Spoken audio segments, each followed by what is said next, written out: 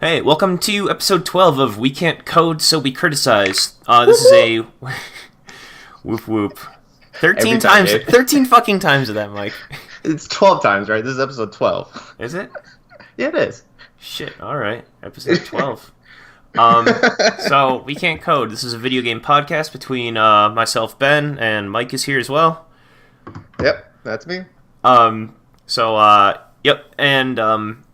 So it's a video game podcast. We talk about movies sometimes. We talk about pretty much anything that kind of catches our interest, more in the techie world. But we do like a top 5. We do upcoming games, just week to week gamer news, whatnot. Just really an excuse for us to hang out and talk with each other. Yeah, it's kind of how it started. I mean, yeah, just because we both we've been good friends for just a long time, but lives got in the way, and this is a good way just for us to finally just sit down and just talk with each other. Yeah, it's a good catch up, and yeah. I think that's how podcasts should be. It should feel like natural. Just a conversation. I don't know. I like talk shows and stuff for that exact thing. I don't listen to any early radio stations or morning with whatever. I don't know. Well, no, I feel like the opposite with talk shows. I feel like talk shows are just so so cringy a bit for me, because just complete two strangers. It's so how are you doing? It's you guys don't even know each other. You just come into work and pretend to like each other. Yeah, in comparison, basically. I have to pretend to like Mike, and I don't even have to leave home to do it. Fuck you too. No, but I mean, what I was getting at is I like the casual nature of our podcast. I review all the episodes, and it's just nice that, I don't know. I like our pace and stuff like that. I feel like I'm patting myself too hard on the back here, but no. I can't even actually sit down and listen to all of our garbage we've made. I know, bravo. Right? Just joking. Well, I've listened to, so you know the hip hop artist Watsky, right? Oh yeah, you showed me him. He's good. So for anyone listening, Watsky's a really good. He's kind of a white boy rapper, but he's really good. But I was gonna say that I listen to these podcasts so much because I've listened to Watsky. I think I've listened to his main song "Whoa Whoa Whoa" 350 times in the last year or something. It keeps count, and I can almost sing the song word for word, which is incredible because it's a super fast song. Wow, 300 times and almost can sing it from word for word? No, he gets so fast. The thing is, I haven't looked up any lyrics. If I looked up lyrics, that would be a different story. But it's more what does he say there? I don't know. We'll catch it next time. And then, 3 minutes later after the song. Yeah. I don't know. I have the internet in my pocket. I could easily just look up what he just said. But fuck it. No, listen to the whole thing again. No, you gotta do it. You gotta do it the old school way, You just gotta have a good ear for it. Clearly I don't, because it's taken me 300 times. Oh, man. But yeah, so this week, I've been, so, Mike, you and I have been playing Diablo 3, so we can kind of end with that a little bit. Oh my god. Do you want me to start, or do you want you to start about how much fun fucking Diablo 3 is? I'm going to do another game. I'm going to talk about another game briefly first, and then we can get into it. Yeah, we can talk about the stuff that we played, then we can discuss about Diablo 3. Yeah. So, after last week's episode, we were talking about, what was it? Animal Crossing Pocket Edition. And yeah. I was seeing what other games are out there on the phone. Mm-hmm. On the mobile devices, on dang kids with the computers in their pocket.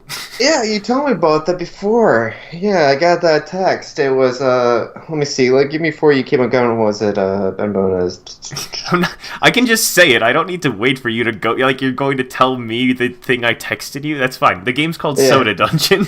Yeah, just you said, buyer beware, it definitely is addictive. You said that twice to me. I downloaded it and played it. I was like, motherfucker, that game's addictive as shit. Yeah, Soda Dungeon, though, it's pretty cool.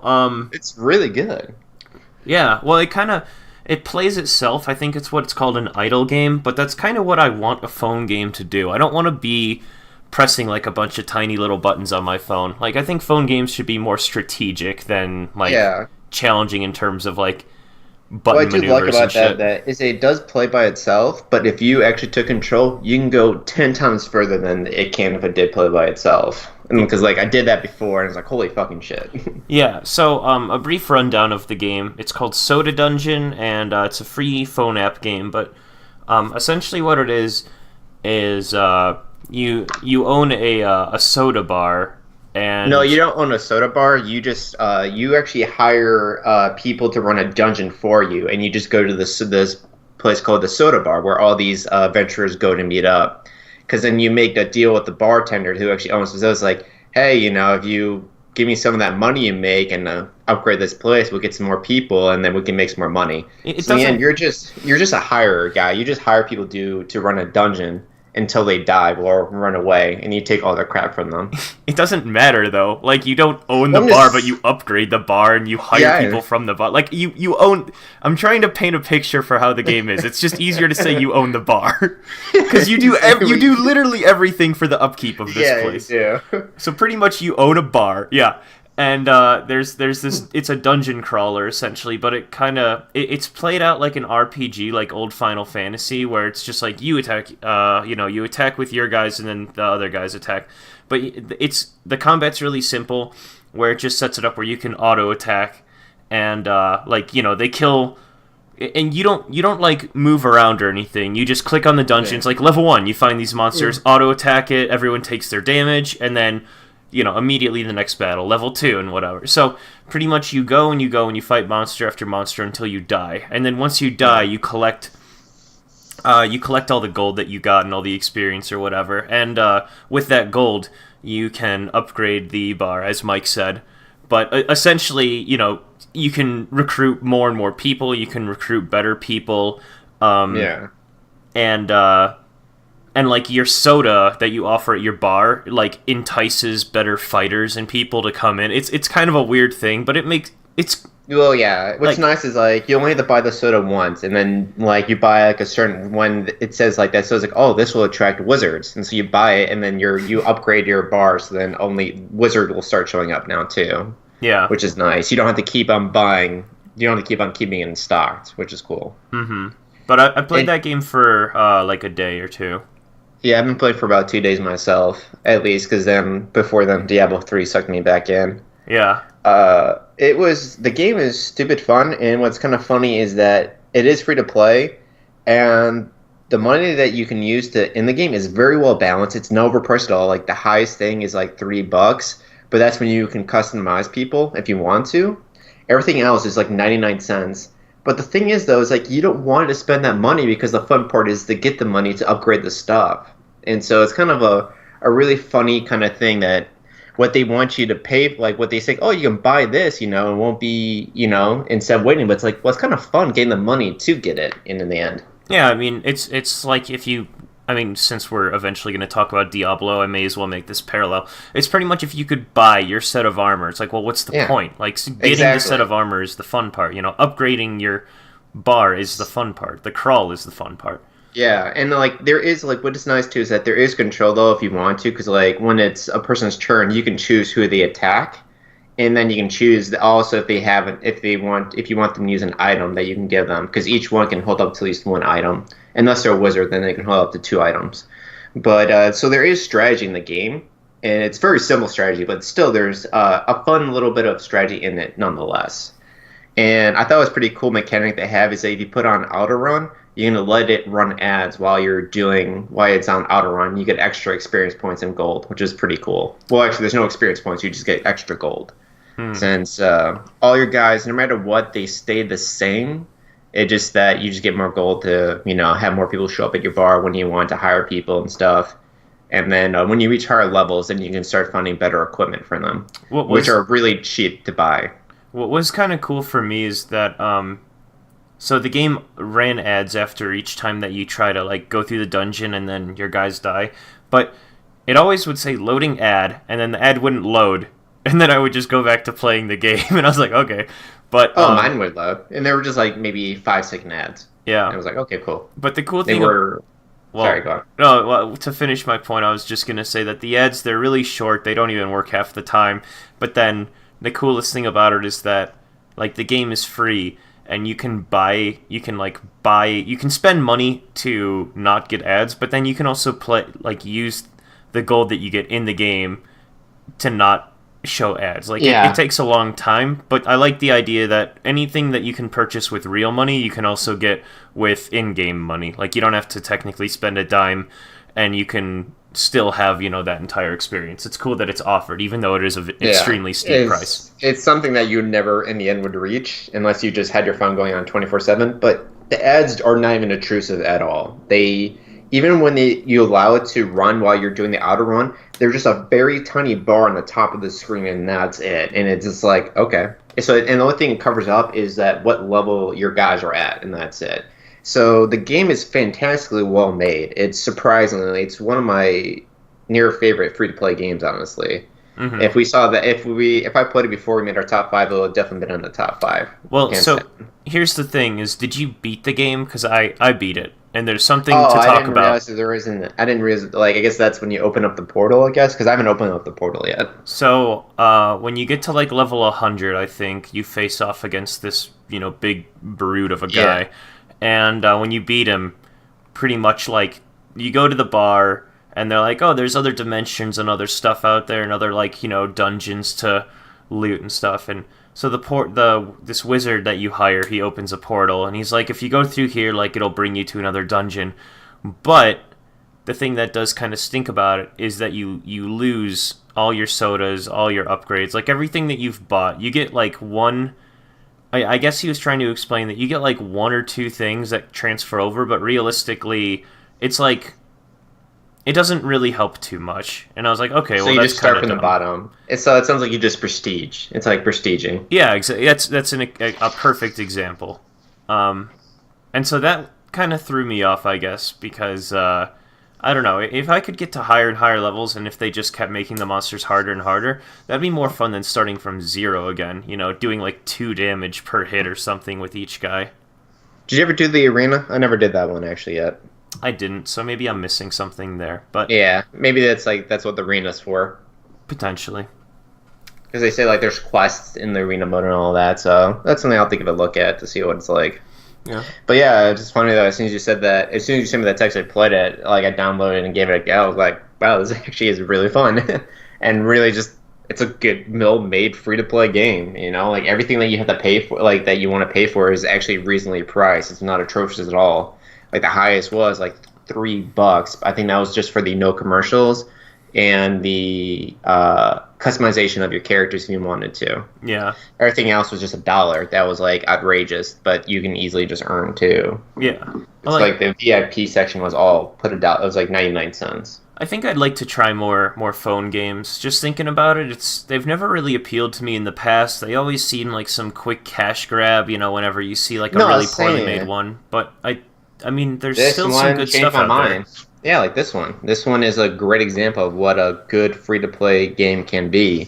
And the funny thing is, though, it's like there's nothing I really want to buy in the game, which is the funny part. Just everything else, like, I guess like maybe if I kept getting into it, I might have paid for the customization one, so I can just like customize my guys. But it's kind of pointless because after they die, they run away. So you take all their stuff, and so then you just hire new ones for the next dungeon run. Mm-hmm. So there's like no entire real reason for customization. Yeah. So that was pretty much it for me. Mike, did you play anything aside from Soda Dungeon and Diablo 3 before we got into Yeah. Diablo? No, yeah, I finally beat Dice Head and Cuphead, and so I'm on the final boss now. I beat him yesterday. I just had to I had to stop playing because Dice Head's such a bullshit final stage boss. And so just like I finally did it. I was like, thank fucking God. And then now I'm just facing the final boss, and like he has to collect your souls and all that stuff. Like not your souls, but the contracts you're getting from. And I just said, yeah, sure, here you go, just to see what happened. It's great. The game just ends out. The game just ends and just says sell out. Yeah. That was great. Yeah, it's definitely worth just the. I mean, obviously the story's kind of funny, but Yeah. it is a cop out of an ending where they're just like, okay, well, it's the end, Yeah. And so I get to his second to last stage pretty easily. I'm pretty sure I'm going to be able to beat him the next time I play again. It was challenging at first with his first stage, but his first stage was so far been the only hard part. Everything else has been pretty easy afterwards. Yeah, I had a tough time with him, definitely. Yeah, just like it was kind of funny though. It's only his first stage that's kind of an issue. It took me a while to finally nail everything down that he shoots at you in the beginning. But after I did that, I was like, okay, now I got this. And that was really it. Because I also just played Soda Dungeon, and I don't think I have anything else on here that I also played. Mm-hmm. But yeah, because yeah, like Diablo 3 has been taking over my life. Like last night, I played all the way until like 3 in the morning. Yeah, so let's get into Diablo 3 then. Yeah. So obviously we've been playing it for the last 2 or 3 weeks now. Yeah, we're we're starting to get the group back together a little bit. They're like everyone had a lot of like momentum in that first week, and then the second week, some people died out of it, and it was like a struggle to keep the group. And now everyone is kind of reaching like end game a little bit. So now we're like starting to regroup again. Yeah, it's for me. I never understood what like dragged people into Diablo until I reached level 7. Until like I said this in last podcast, like well, I told you just to hey, just get me to level 70 so I can actually see what this is all about. And so I got to level 70, and like okay, this is still kind of the same. Then I got my armor. I got the seasonal set armor through the achievement. I'm like, okay, this is awesome. This is great. I'm just wrecking everything. This is fun. But I'm like, how can I do more damage? And then that's when I fell down the sinkhole. I was just like, how to make my set armor do more damage? Like, what do I need to change to do that? What gems need to put in that? And then just like, as I started doing more, I started to actually fully understand Diablo 3. And I was like, holy shit. And then like last night, I finally just like, I made a new build. So it's got another seasonal set. And I just like, I didn't look anything up. I wanted just to make my own build to see how that felt to make that was successful. And I did that like at 12 o'clock at night, and then I was like, all right, one more game, and it was just like just to test it out. And next thing you know, it was like 3 o'clock in the morning. It's like son of a bitch. And I've been just so absorbed just to making this armor, this new set I made even better. And I'm already also planning a next set of things for the Witch Doctor now. I'm trying to do a hunt and a poison set kind of thing going with him. Mm-hmm. And it's just stupid addictive. It's like holy crap. Yeah, Diablo 3. I mean, obviously, it's a game about itemization and loot and stuff now. Well, customization, probably a better word. But, yeah. I mean, yeah, without knowing all that goes into the game, I mean, Diablo 3, at its surface, like, you go to rifts and you level up your character and you get loot and whatnot, but they've added a lot of other layers to it. Like, there are, even the things we haven't touched on, like, there's the key wardens, there's the bounties, there's like treasure goblin, like everything that comes with just treasure goblins. You can go to a vault with them. You can go to like Whimsydale or whatever it's called. Dude, the treasure goblins. When I've been playing by myself, I ran like into 12 of them. It was nuts. Yeah, I ran into so many of them when I was playing solo. Well, I think we're just rushing around too much when we're playing with a group, and like you don't get those audio cues that they're like around the corner or something. All right, see, that's the opposite. See, I walk through the dungeon. You are on your horse, just zooming through everything, just like you're the one just like leaving me in the dust with me and our other guy. Yeah, I'm still playing as my crusader. And like we're finally reaching a level where you actually have to chill back with us a bit, which has been making a lot more interesting. Yep. Even more so. We're on Torment 12 out of Torment 13, so we're getting very, very close to. I feel like we can do Torment. I think we can do the 13 one honestly now. Because like the only thing I have left to do is maybe only give me a little bit extra strength. I think we can easily do 13.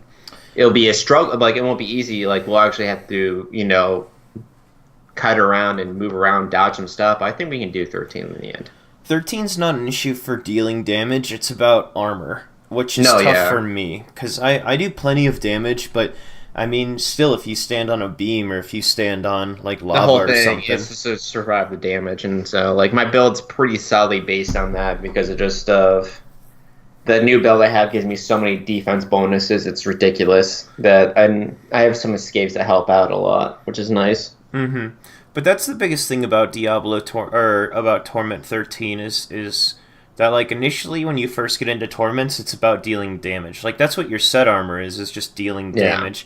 And then as you improve that, your damage goes up a bit, but you really have to focus on your armor because you can do as much damage as you want. But if there's like a mortar enemy where they're like tossing grenades everywhere or there's like lava on the ground, so like the game is really cool how it naturally progresses a character. Like you focus on just building you up to 70, and then you work on offense, and then you have to like force yourself to work on defense. Like it's a cool progression.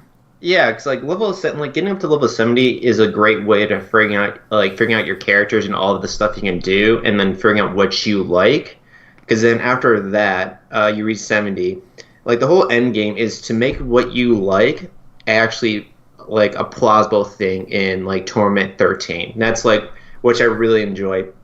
That any real skill that every character has, you can use to its full extent, where it actually is fucking OP as hell, which is awesome. Mm-hmm. So there's like I thought, like I said, there's like I already have like 4 sets of minds, different ways of playing the Witch Doctor right now, and that's just freaking insane. I absolutely love that. That's why I usually don't like about most games is that, like with Hearthstone or some other ones, there's usually always one best strategy to do, and so everyone follows that strategy. In Diablo 3, there's 1,000 different ways to do it, and it just makes it so much more fun to play with so much replayability. And that's why it's like when I still get a green set of armor, I'm like, oh fuck yeah, green set armor, you know. Mm-hmm. Unless it's Blackthorn, I'm like, motherfucker, come on. Yeah, if anyone hasn't played Diablo 3, just remember to avoid Blackthorn armor. It fucking sucks. Yeah, got 2 greens, both being Blackthorn. So I was like, oh, awesome.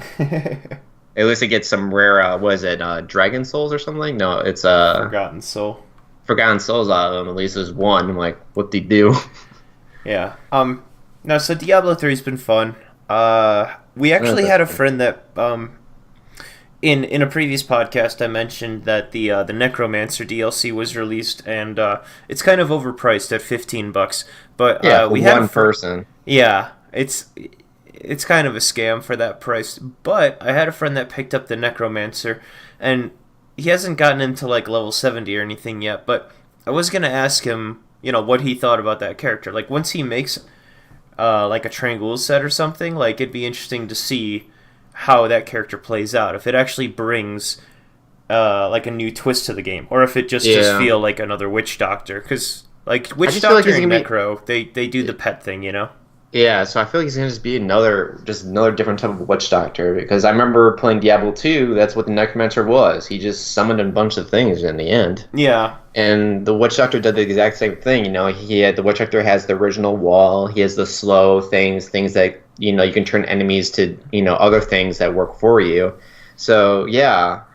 That's why I also just didn't want, like, I saw his abilities and, like, because they give you like a little snippet trailer before you buy it. I'm like, it looks like the Witch Doctor, but just skeletons, just pure skeletons. That's it. Yeah. So the Necromancer has 2 builds, and pretty much once again the Witch Doctor has 2 builds, where you can do a pet build or you can do a build that has to do with like poisons and stuff. And the Witch Doctor and the Necromancer are both very much a poison based class.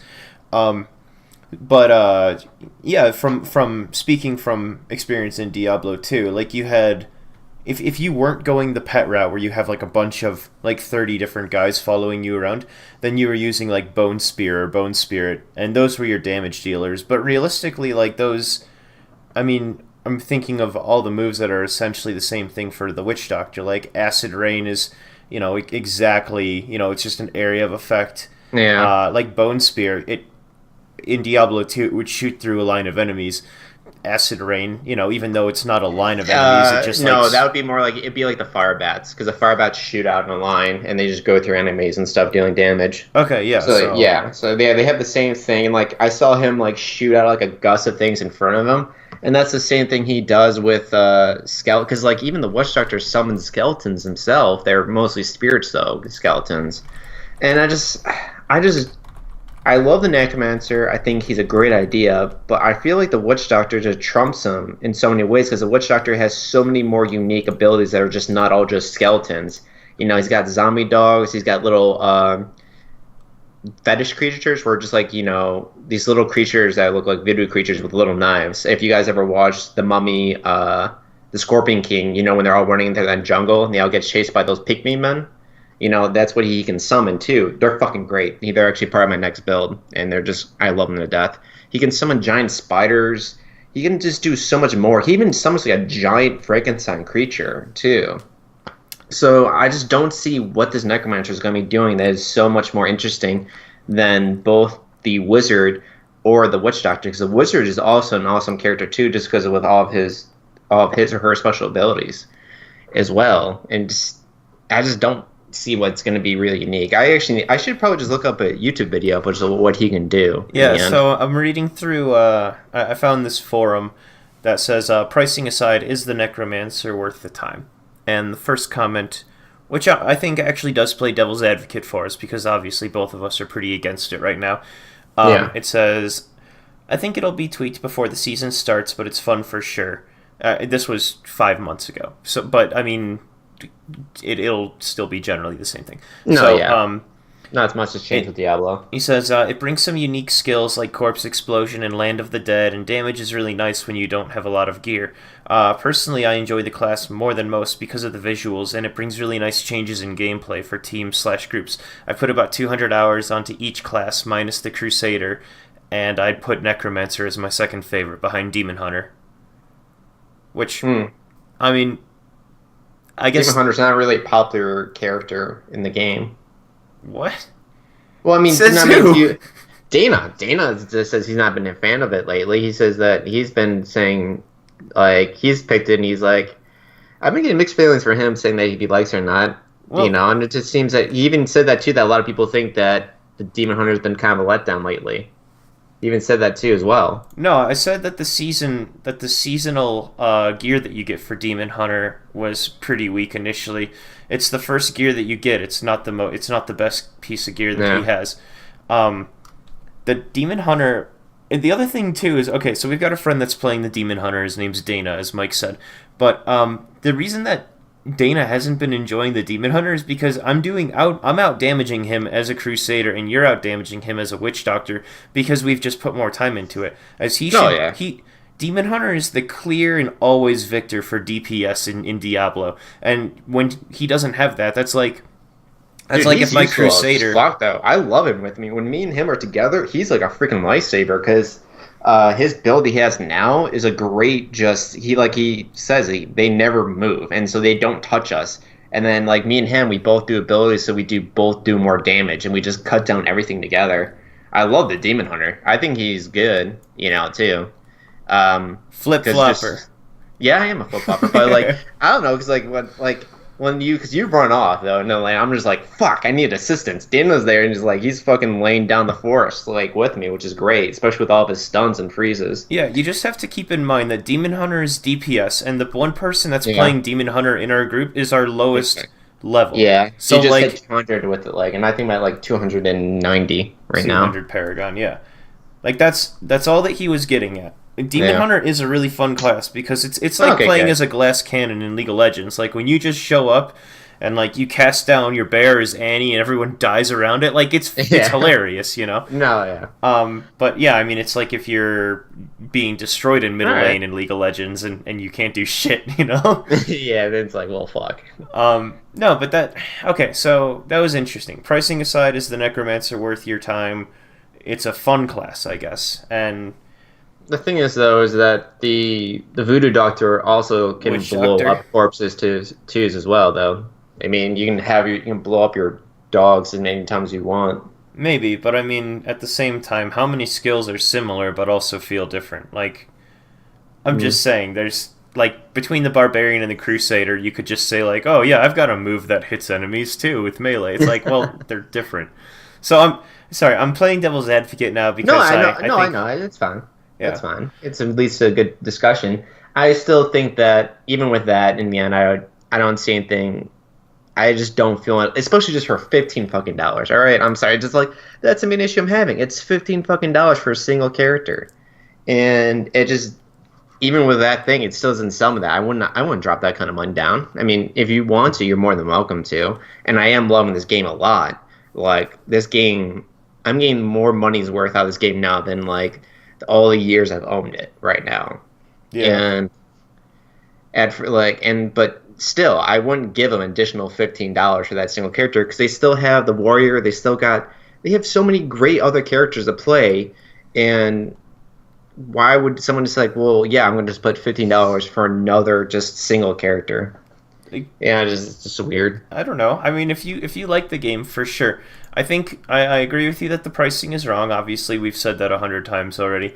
Well, Um, the thing is too, it reminds me though, because of like, I mean, also I have it because like, Metro, right? There's Metro Last Light came out. So there's two. Metro is a first-person shooter game, if you know what it is, and then there's another one came out called Metro Last Light. Now, Metro One had this great difficulty mode, what was called realistic mode. And realistic mode was that you died so easily, like you died to a single bullet. It was realistic. What was beautiful about it though is that so did your enemies. So everyone died, even like the big creatures died to gunfire, like in you would think in real life.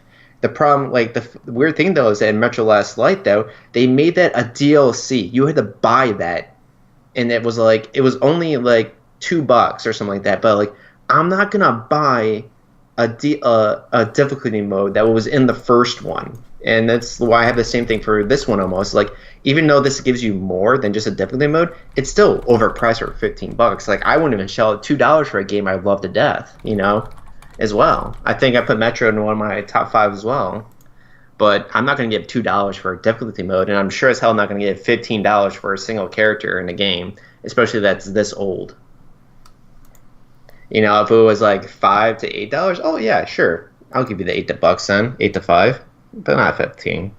It's not worth it. yeah, and at the end of the day, minus the price, the biggest thing to take away is that they weren't planning on originally putting the Necromancer in Diablo 3. Like, his replacement was the Witch Doctor, and so now we have two classes that essentially do the same thing. If you want to pay $15 to like experience the game more than what you're given, then sure, it's nice that they have the option. I'm never going to complain that DLC in general is a bad idea because it's a way to experience the game more. But at the same time, I think that you do have to really judge your audience for how much they're going to pay for it. Yeah. Yeah, I mean, it's at the end of the day, it is technically a character they had replaced for the Necromancer, being the Witch Doctor. Like, at the end of the day, they do a lot of similar abilities.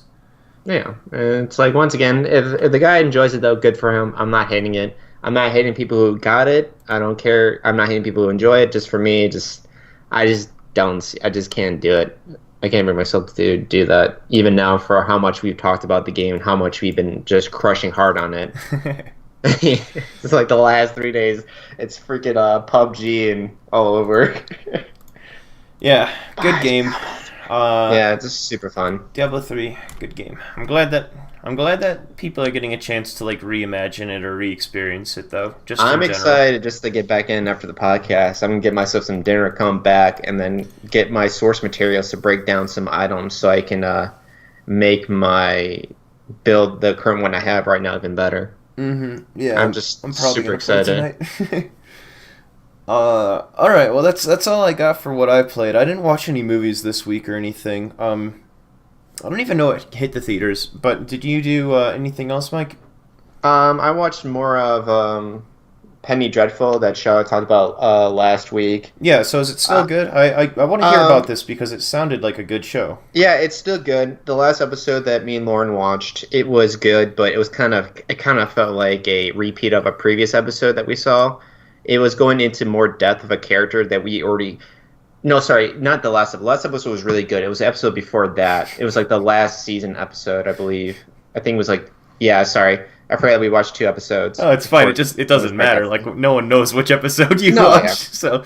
So like, there's only one episode that we kind of complained about. It wasn't anything bad, but it kind of just repeated something that we already saw. We already knew about the characters, and the first time they explained it, the initial shock was way better than the second time. It's like, yeah, okay, we get this. You don't really need to share all this stuff again. You could just cut to the end of... They could have cut out like a large portion of the episode. The episode after that, they introduced a new antagonist in the show because they already took care of the first one, and they already took care of one issue. So it's like another bridge, another arcing story, and it's really good. This next arc is just as good as the first arc. So I'm pretty excited to see where things come out of this episode going forward. It's hard to explain because I don't want to give any spoilers away in the end. Oh, it's fine. I was looking for just general overtones, like if you're still enjoying it or whatnot. Oh yeah, like, I'm still fully enjoying it. Even after that one episode that we didn't like, it just was our least favorite episode. We still enjoyed it. The acting's still great.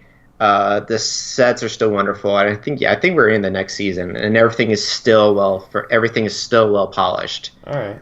And that's what it's really more surprising to me is just how much is in that went into the set, just the background and just the character design, all that stuff. It's just so well made, and it's still good in the next season too, which I'm happy because you always can see a difference in a lot of shows in the following seasons, and this one is still the same. It still looks good.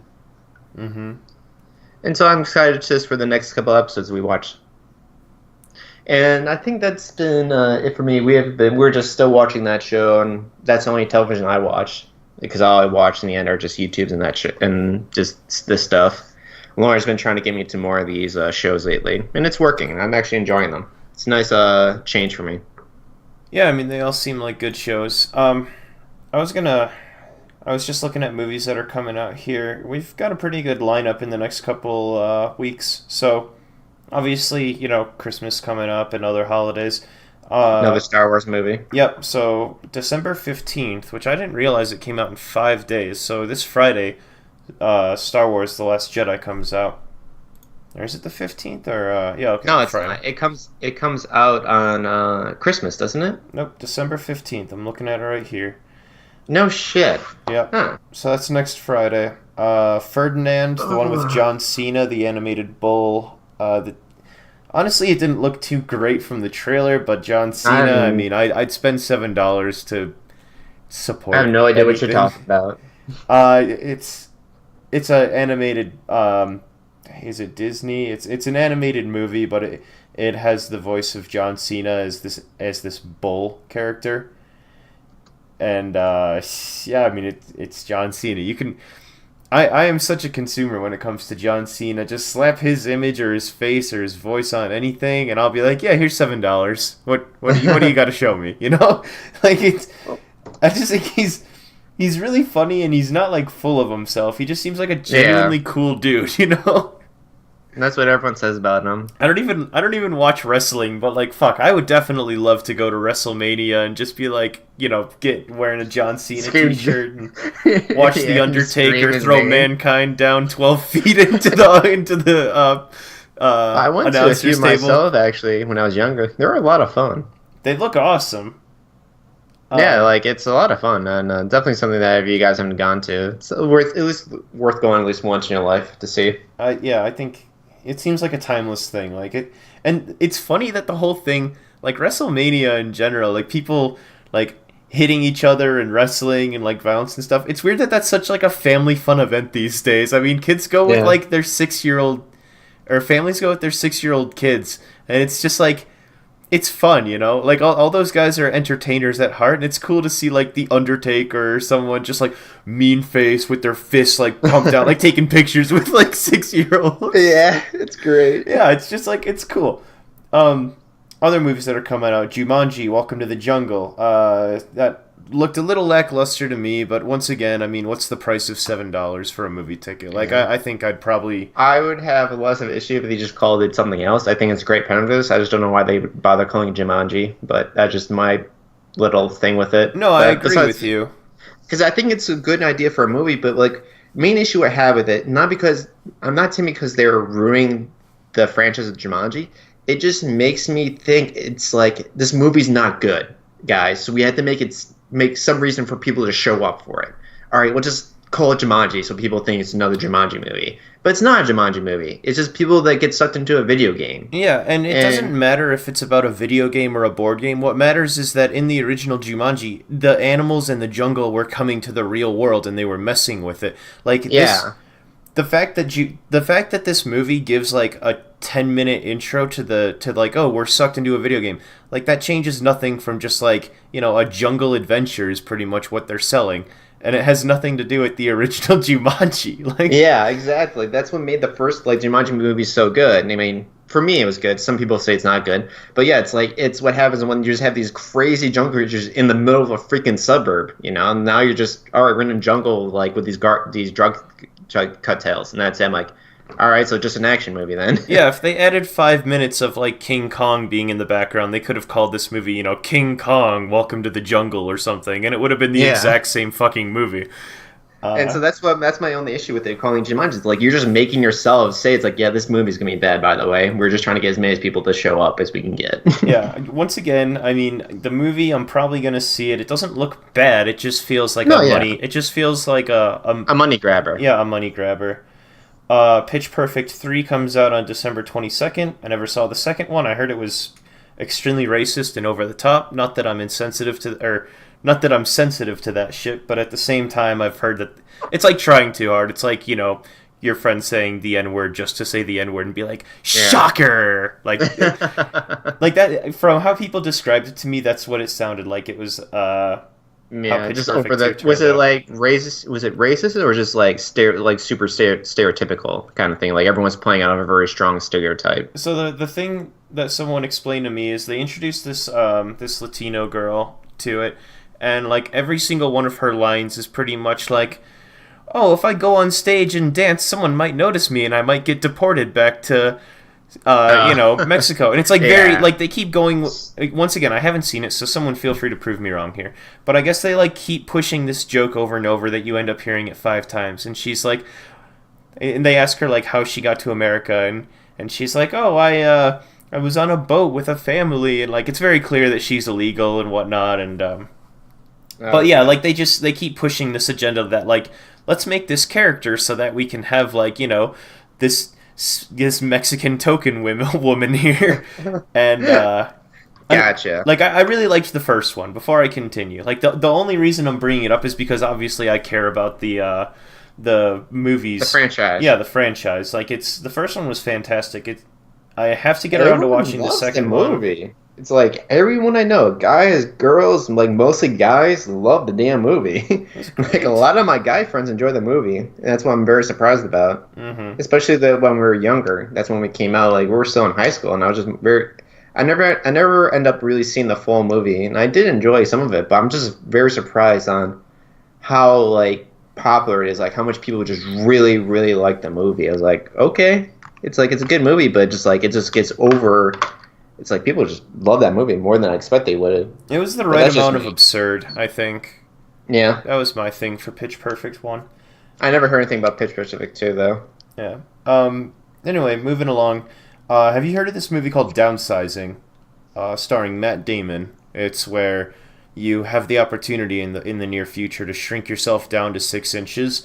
And then, oh yeah, I saw that trailer for what movie was I going to go? I forgot what movie I was going to see. Oh, it was Thor Ragnarok when I went to see that movie. Yeah, I think that movie looks awesome. I always give credit to more original ideas, and from what I can tell, this isn't based off anything. I mean, like it sounds. One, it's got an awesome cast. I mean, who doesn't love Matt Damon? Matt Damon's becoming like the fucking like younger George Clooney for just like put him in a movie and it's gonna put asses in chairs, you know. He's like the perfect average man, you know. Exactly. Just like, everyone wants to be him. Everyone thinks like I can be that guy. You know? Ever since he was like a teenager, you know, in the first couple of movies he's always got that like stupid smiley shrug look face that he does. It's just golden. It perfectly summarizes like.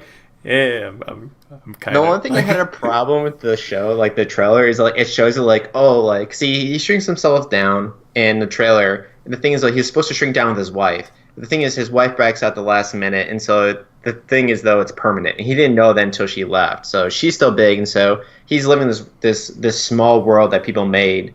So because like apparently it's so what it is, it's super cheap to live there because everything's so tiny. So that's why people do it, because can have a mansion for nothing. Yeah. And apparently then there's like this ghetto side. I'm like, this makes no sense. They're in a miniature-sized thing. People would make them houses that are 10 times better for free. Yet you have like a poor side? That doesn't make sense. Like, what's going on? No, it does make sense, because like, let's say you've got $10,000 in your bank. Like in the movie, they're doing the price calculation, and they've got $100,000 as a family. Like that's how much they have as being like full grown adults. But when they shrink down, they say that their $100,000 transfer over to about $12 million. So like now you've got $12 million. But like, you know, I'm sure that there are people that are in debt or whatever. Like there's still people that still need to save money. At the end of the day, the idea is really cool because it's not about shrinking down and like experiencing the world from being small. Like they have points of that, but it's a I like how realistic it feels because legitimately it's a financial opportunity. Is No, how they're yeah, that's selling what I the like about idea. it too. No, same. That's why I thought it was cool too. It's like, well, everything's 10 times smaller, so we buy the products, and so, but like one banana can feed like 1,000 of you people. So you're only buying one banana. You're only buying a tiny portion of banana. So how much is banana then? Like a banana is what, $1? And how 80 much you're cents. eating? 80 cents, yeah. And if you're only eating a small portion of banana, then you're basically paying less than a penny then. So that's how the whole system works there. Because everything's smaller, everything costs way less. Yeah. But no, I mean, in terms of originality, I think that movie looks great. I'm very excited to Full see it. blown.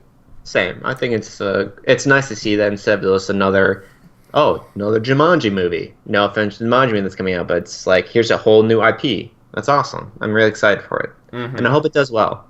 Those are the movies I always really hope do well. The ones that just don't make a number, like another movie that has a number in it, that's another sequel, that's another remake.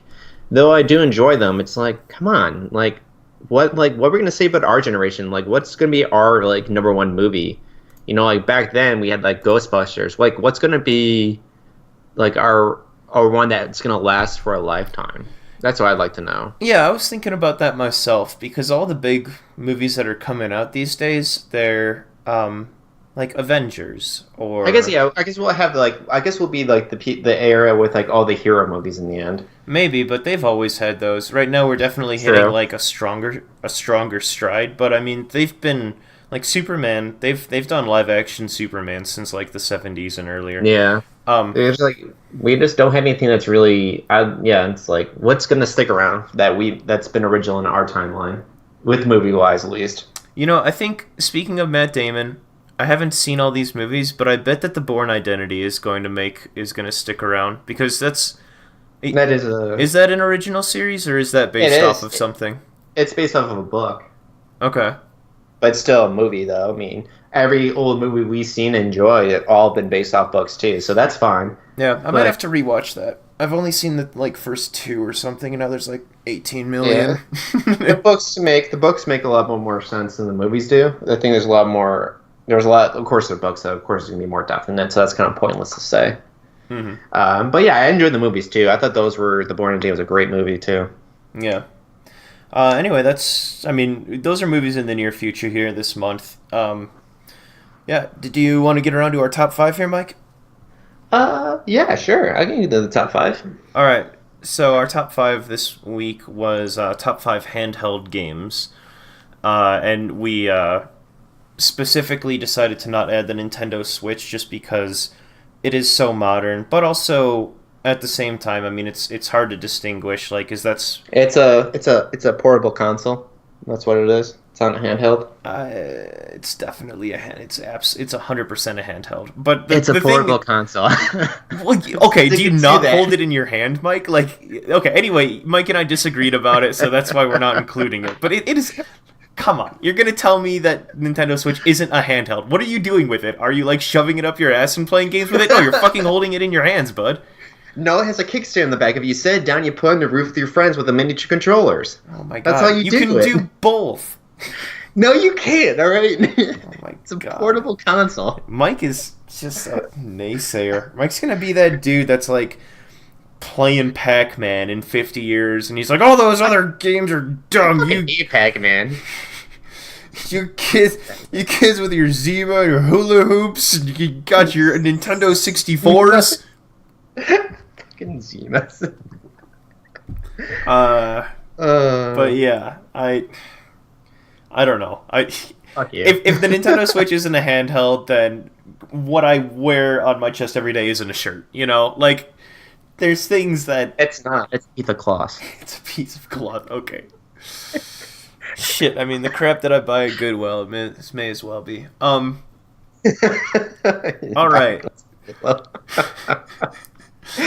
That's how they should just sell shit at Goodwill. Like you're already paying like nickels on the dime for that crap. They may as well just rub it in your face. Like you're buying shit. You know, like you're buying Just like things instead of because t-shirt, it's just like wearable cloth. That's all it is. That's what the rose called. like before I continue, I fucking love Goodwill. Like I look at my closet, Yeah. I just bought like 7 shirts from Goodwill last week. But No, Goodwills are great, and so is just like going to what's that one called? Thrift stores and stuff. They're great. You can yeah, find some cool shit in them. but Hell, Lauren bought our bike from there. I do like bikes. Yeah. But It's a nice bike. I just mean it would be funny if they purposefully made you feel like shit when you were shopping there. Like, you're better than this, and you can afford more clothes, but you're being a stingy, penny-pinching little bitch, and that's why you're here. Like, like, instead of having, like, clothes bins or whatever, like, it's actual, like, garbage dumpsters that they brought inside, cleaned out, and just threw all the... like, the clothes are neatly folded in there, but you've got to, like, dig through the garbage, essentially. Is this what you want? You want to be a garbage diver? Here you go. You want to Enjoy the find experience. you want to find these great deals and look vintage and retro and out of style. Well, we're gonna make you feel like a piece of shit for it first. You fucking hipster pile. And yeah, we're recording you, by the way, just so you know that we can watch it later and make fun of you. Look at this person. He's buying jeans that are clearly not going to fit him in the hopes that he'll work out enough to. Look at him trying to squeeze into those jeans. What are you doing? Inside the garbage cans, just each has a monitor that shows you diving into the garbage can so you can just see how pathetic you look. God, we should own a clothes store. You would love us. They would come to our clothes all the time. Your clothes are so cheap, but why do you keep everything in a dumpster? Oh, it's so that you know that you're, just a little penny pinching little bitch. That's why, and that's like our slogan. Like, would you like buy a shirt and just like you give him the shirt that says exactly that? Oh. Like I love it. This argument in general is just kind of like stupid because who doesn't love saving money? But it would just be funny, I guess. Yeah, it'd be great. I want to make you feel like a pile of shit for shopping at my store, but you're not gonna say no because it's so cheap. Because you know it's true. All right, so top 5. I can't remember who started last time. I started last time, so it's your turn. Woo! First. All right. My number 5, moving down to my number 1. So, as we've done it in the past, I'll say my number 5, my number 4, my number 3. Then Mike will say his 5, 4, 3. Then we'll kind of go back and forth between our 2s and our 1s. So, we'll get to our number 1 essentially at the same time. But, so number 5 for handheld for handheld game, I typically give myself a sub-criteria to just better limit myself and make it a bit more obvious of like, is this a handheld? This is Donkey Kong Country 2 because it technically came out on Game Boy. Well, no, it's an SNES game. Like, so my sub-criteria is it has to be handheld exclusive or originating from a handheld, meaning that it wasn't like a game ported over. So, like, it has to originate from a handheld, or it has to be a handheld exclusive. So, my number 5 is Tetris on the Game Boy. I've mentioned Tetris on a previous top 5 list before, but it's just a classic game. I mean, it's...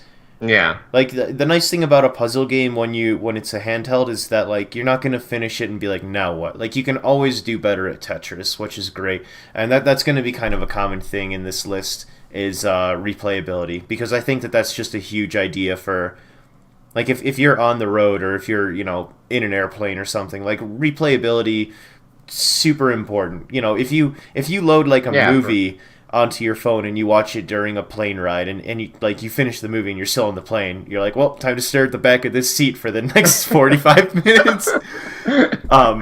So, no, I mean, that's always been a big thing for me for handhelds is replayability. So I don't even need to get into Tetris, really. Like, everyone's fucking played Tetris. It's fucking Tetris. We know Tetris. Yeah. So yeah, Tetris is my number 5. Pokemon Go is my number 4. Taking a drink of water here.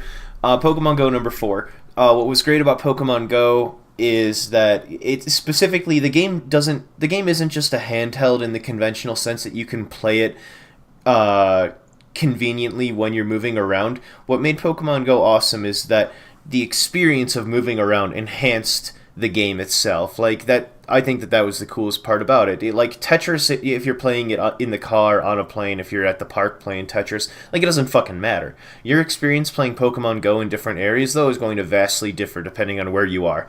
And that was easily like the coolest thing about Pokemon Go. Wherever you went, you could open it up and there's a Pokestop here, a gym or whatever. There's Hitmonchan. I'm trying to think of other Pokemon. What was the duck with the stick of bok choy? Psyduck? No. Right. Farfetch'd. Farfetch'd, yeah. Yeah, that was all I fucking wanted in that game was a Farfetch'd. Never got one, but I got one. Fuck you. Yep. I'm playing. I remember getting a Farfetch'd. It's so rude. Why would you say that? That's the one thing I wanted, and I'm like kind of like I'm not pouring my heart out, but I'm like I just wish I had a Farfetch, and then you're just like, yeah, I got one. Like you could have at least sounded a little bit excited about that. Like it's the one Pokemon I've been looking for, and you're like, yeah, it's all right, I guess. On purpose too, by the way. I do have it, but I did that just as well. I said that way just to piss you off a bit too. Yeah, I got one. He's cool, I guess. I mean, I'd never use him or anything. Go fuck yourself, Mike. I just love that he's literally trying to get. I think he's like the second one I got. This game is retarded. No, God, fuck. Fucking Farfetch'd. Why do we do this podcast? Why do I talk to you? Weren't we just saying like 30 minutes ago, like, oh, it's a good way to keep in touch? Why?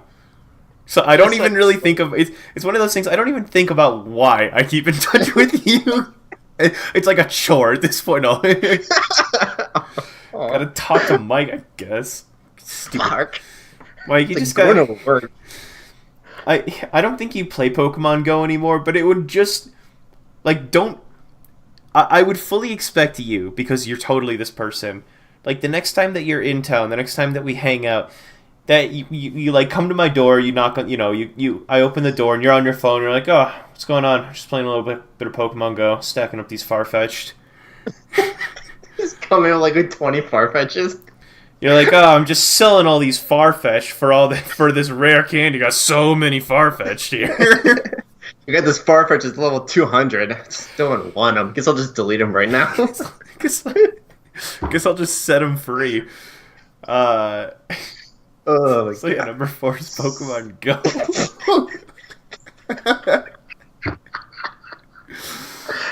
Oh my god, that just made my day. Alright. I'm really excited about my I think my number 1 is a given. I'm really excited about my second and my third answers for this one. So getting on to number 3, I think this, if you know which game I'm talking about when you listen to this, I think that we're going to hear a bunch of fanboys be like, oh, fuck yeah, right here. But my number 3 is Grand Theft Auto Chinatown Wars for the Nintendo DS, because that game was awesome. Hey, did you ever play that game, Mike? What was it called? You said Grand Theft Auto... Chinatown Wars. I think I might have. Chinatown Wars. They did an episode in South Park where Cartman is like talking about it. I mean, it's a weird episode whenever South Park decides to like focus on a single game. Like they had that episode. No, I never played this one at all. This one actually looks really good. Yeah, so it's a top-down, the same way that the original Grand Theft Autos on like PlayStation 1 were made. But the coolest feature about the game is the drug dealing. So if you ever played that drug dealing game on your TI-83 back in grade school, one of my friends did it all the time. Yeah, the game was a text-based game, and all you would do is like, oh, go to the suburbs, go to downtown, go to the subway, and like depending on where you were and what time it was, prices, like people would sell certain drugs in certain areas, and prices would fluctuate. What Grand Theft Auto did was essentially take that formula of like drug trading and just expand on it. So there was the whole like Grand Theft Auto, obviously you get like a really cool open environment to drive around in, and there's cops and whatnot, and like there's going to be cop chases and guns and everything. But the coolest part about the game was the drug trading, because it brought that essence of, go to the triads. The triads, they sell cocaine, so get cocaine from them at a really cheap price, then go over to the city, then go over like 2 miles Eastward, and those guys, they buy cocaine like that. They buy it at a high price. I don't think I played more than 2 missions in Grand Theft Auto Chinatown Wars because I just got so stuck in making money and selling drugs. Like, it was fun to, like, this person has 3 bags of weed. Well, weed you can't really sell for too much, but it's a good starter drug. And then sometimes someone will give you like an absurd good deal on like ecstasy or on heroin or something, and then you go sell that somewhere. But they expanded on it, which was super cool because occasionally you would make this like huge deal, and depending on how big the deal was, like if you sold someone like 60 bags of cocaine. I feel like the government's gonna be listening into this podcast. The more I say heroin, cocaine, and all that shit. But at least some of you listening. But if you yeah, right. But if you sold like 60 bags of cocaine to someone, there was a better chance that you were gonna get busted by the cops. So like occasionally it would be a bust, and the person would be like, "Oh, I'm a cop," and then you'd immediately have like 3 stars or something on you, and then like in the open world of the game, you'd have to like get to your car and get away from the cops and whatnot, and like that was a really cool thing that they did. But then also sometimes the guy will try to rob from you, like, or he'll try to rob you, stuff like that. But it was just a really cool idea. Like it expanded on this really basic idea of just like essentially like financing. Yeah, I mean, I think it's really cool. Yeah, I've still got the game on my shelf, amazingly. But then I think you can download it on your phone too now. I think it's an app now. Android app. I don't know, unless it was exclusively the drug trading. I don't think that it would be too much fun. It's like trying to play, normal Grand Theft Auto on your phone. Like that would be kind of tough. The other really cool thing. GTA China Wars. It's for $5 on the Google App Store. Damn. I mean, either way, it's definitely a game where I like to have buttons more. But no, yeah, for sure. The other cool thing about the game, though, worth mentioning enough at least, is that so obviously it's a Grand Theft Auto game. So you get all the basic fun stuff of like stealing cars, getting guns, going on a killing spree, whatever. But the coolest thing about it is that they realized early on that it was going to be really hard to maneuver. Like away from cops, and like it's a top-down driving game, so it was really hard to like. It was really hard to see what's ahead of you. There's a lot of times where you just like smash into buildings because you are driving down a street and it like there's a fork in the road or something. So what they did was whenever you're trying to get rid of your cop wanted level, instead of trying to get away from the cops, which you could do, the other thing is you could smash up the cop cars. So like you just pretty much like started demolition derby, like just beating the crap out of their cars, either with another car or just, with a gun or something, you could blow up their cars. And that was how you determined if you got away from the cops. Is pretty much if you killed all the cop cars in an area, you would get away from the cops. If you killed the cops on foot, it raised your wanted level, though. Very interesting. That's actually a pretty cool thing. Yeah, I mean, it was nice that they came out with this conclusion rather than like, oh, you've got to drive away. Well, it's really hard to drive away because you can't see what's in front of you. And they're like, well, sucks to suck. We're still releasing the game. Like, it's cool that they came to this compromise where they're like, well, okay, you're not necessarily getting away from the cops. You're just beating the shit out of them until they're all dead, and then they can't get you anymore. Like, it was a really cool compromise. Yeah. So that's my less, I guess that's my lower 3. So Tetris at number 5, Pokemon Go at number 4, and Grand Theft Auto Chinatown Wars at number 3. Mike, what do you got? So my number 5 is Wario World, and that game is pretty much just it's like Mario, but you play as Wario, and he has it was just a very unique style of game because they had the different ways of getting power-ups. Like his were all in his hats. And so, like, he would have, like, a hat that gave him, like, the ability to shoot, just like have a flamethrower. He didn't shoot out fireballs. He just shot out, like, a flamethrower from his face. Or he had, like, he'd get a helmet that had spikes on it so you can get extra ramming things. So you can, like, ram things extra hard and kill anything that he rams. There's a few other things, too. But I just put so much hours in that game that I just enjoyed it so much. And what was it called? Was it Wario? What? Wario World. Are you sure it wasn't Wario Land? Because Wario World is for GameCube. Oh, was it Wario World? I guess it was. Yeah, it was Wario Land. Sorry, that was my bad. No, it's fine. Yeah, it was Wario Land. And it was just super fun. I just enjoyed so much out of the game. I played it nonstop. I beat it so many times, and I actually enjoyed it more than I did the Mario games on Game Boy. I still enjoyed the Mario games, but yeah, I just played so much, and that's why it's my number 5. There's not much else to it. I mean, like I said, it's just basically a 2D Mario game just with Wario. And my number 4 is Metroid Fusion, and that was for the Game Boy Advance. And I just love that game because I actually played the original Metroid that was on the first one that ever came out. And I've been always trying to replay that game, but I never had the system to play it. And then Metroid Fusion came out for the Game Boy Advance, and I played that, and oh my god. It's such a good copy of the game.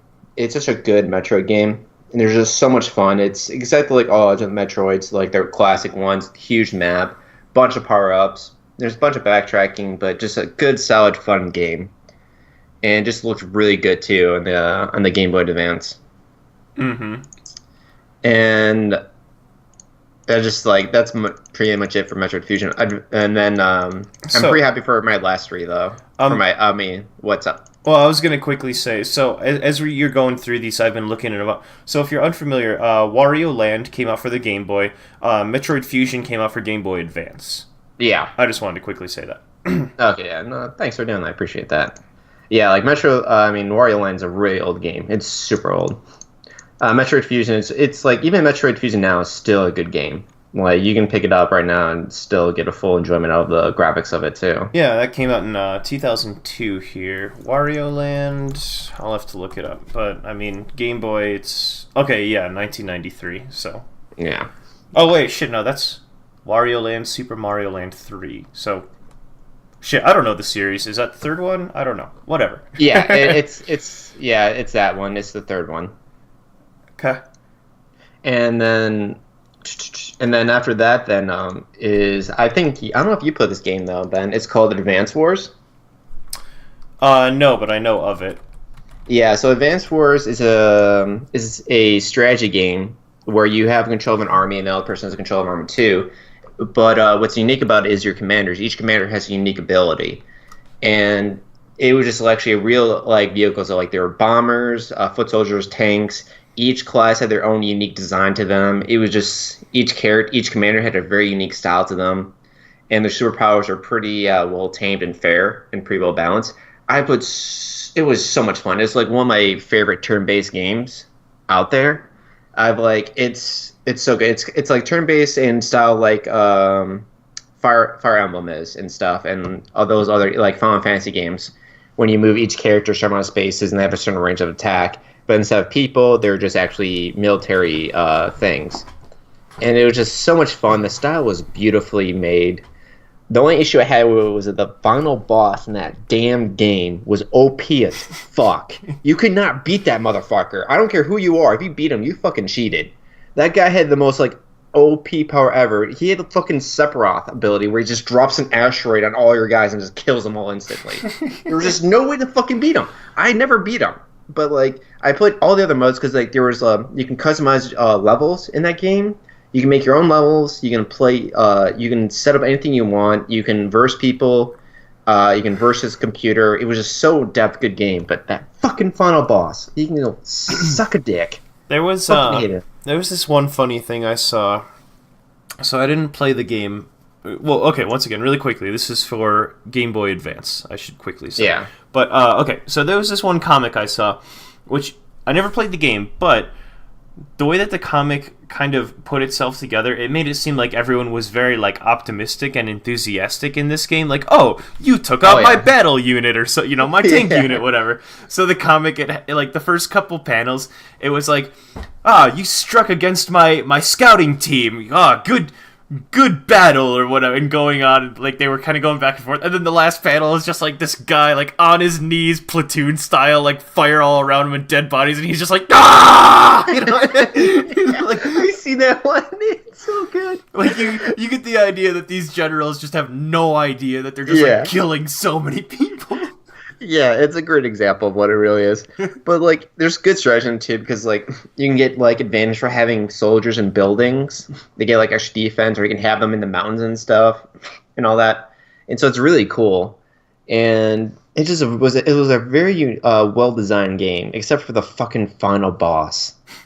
Fuck him with the stick. Seriously. The game Fuck came that out guy. in 2001, so you played it 16 years ago, and I like that it still is bothering you this much. Dude, it's just fucking bullshit, right? I got through the whole campaign. I did so good. You're gonna go through life, and you're gonna be like, I've had few regrets in my life. Dude, I'll be on my deathbed complaining about it still. Yeah, one of those regrets is I should have asked out Sarah in grade school.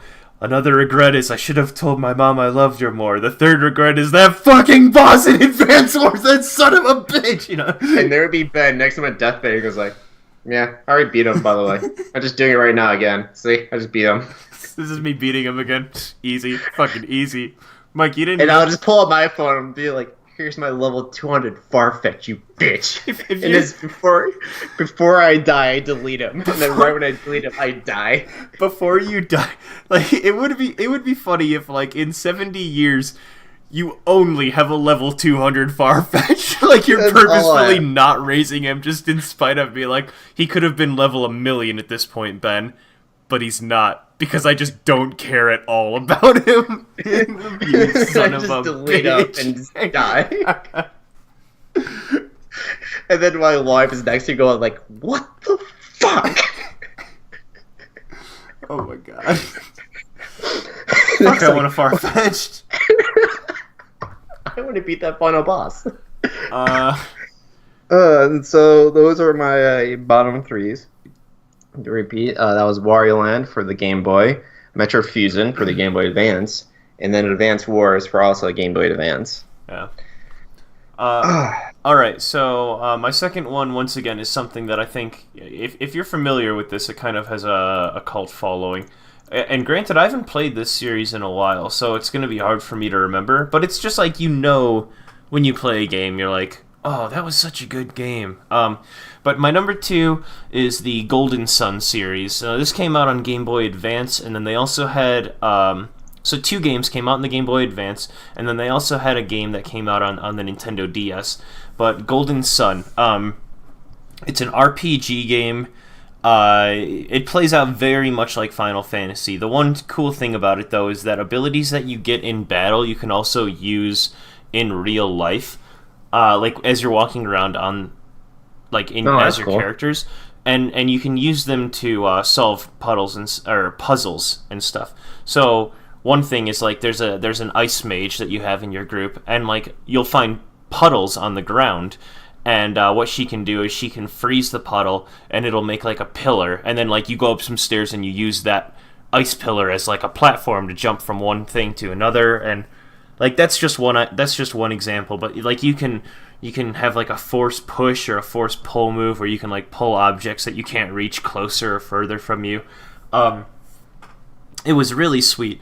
And then also like it was one of the first games that I think I really started to appreciate pixel art. Now, this game tried to look really good, but it was obviously still on the Game Boy Advance, and some of the pixel art for those bosses was just like incredible. I mean, there's like dragons and stuff, and there's just like really cool particle effects that they were doing back in that day. And I did appreciate it for its artwork. I was never really good at those games, which is why I also enjoyed Advance Wars, because I, for some reason, was good at that game. But I could never get into Golden Sun because I was not really good at these games fully yet. Yeah, I mean it is what it is. But no, like I don't know. The game sucks, man. That's what I'm saying. Yeah, right. I guess so. No, I was joking. But no, yeah, it's a very popular game though. Yeah, I think that it's kind of got a cult following. Like, it's one of those games. It's like if Final Fantasy made like 3 games and then they just disappeared, and everyone's like, "Fuck, I love Final Fantasy. Why did it disappear?" Like, that's how I feel about Golden Sun. It's like, you know, it's an awesome game, but just like what happened to it? Like, there's that series right now that people are playing that was called Bravely Default. And it's I think that was on the 3DS or maybe the Nintendo DS. I'll look it up really quickly. But it's almost got like that. Yeah, okay. So Bravely Default is on the 3DS, It's got like that kind of a following where it's just a really cool RPG game, and everyone really likes it. But at the same time, Bravely Default came out in 2012, so 5 years ago, and then they had the sequel called Bravely Second, which makes no... I mean, neither of them make any goddamn sense. But that came out in 2015, and you would think that they'd make more than just 2 games in the last 5 years. Like, they... it feels like one of those series that's, like, malnourished or something. Like, it definitely needs, one, more attention, but I think people just need to, like, start pushing out more of these games. Like, this sounds like a successful series. The same way that Golden Sun felt like a successful series, and yet you just don't really see them with the follow-through, like, you know, making more and more games. Yeah. I just came across that comic that we just talked about, Vampire. Sorry. It made me laugh.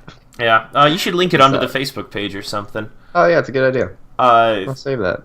But yeah, so, anyway, to circle back around to it, my second is Golden Sun. It just had really cool puzzle mechanics. I mean, it wasn't like a challenging puzzle game, but it was a fucking hard-as-nails RPG game, that's for sure.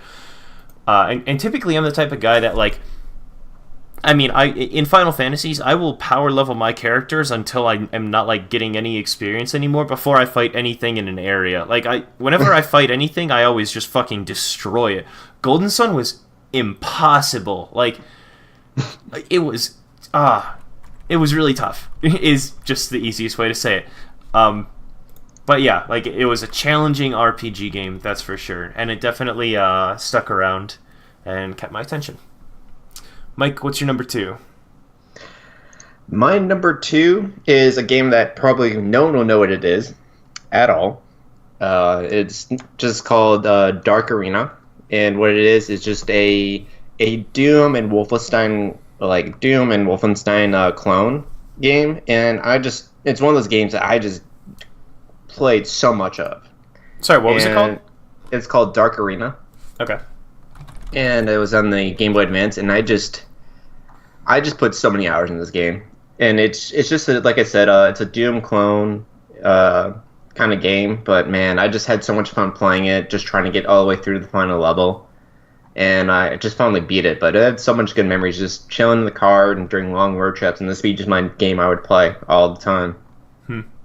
And it's like, there's nothing really special about it, but I don't know why. Like, I had Wolfenstein, I had the other games, but like this Dark Arena, for some reason, I just had to play it. I played it all the darn time. I played it late at night, I played it during the day. Yeah, it was just so much fun.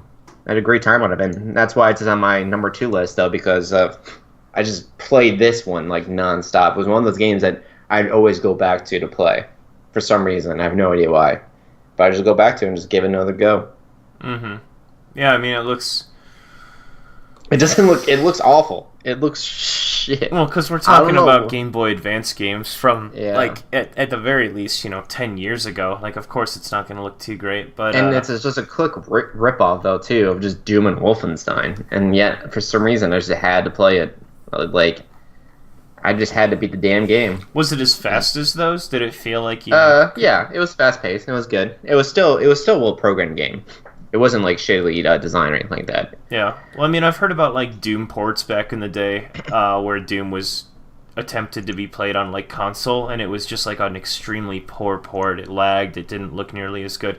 So, no, it was tight controls. Like there was nice strafing, and it used all of its full constraint, all the buttons very well. There was strafing. There was a whole bunch of easy. It was good aiming system, good ammo system, great weapons to use.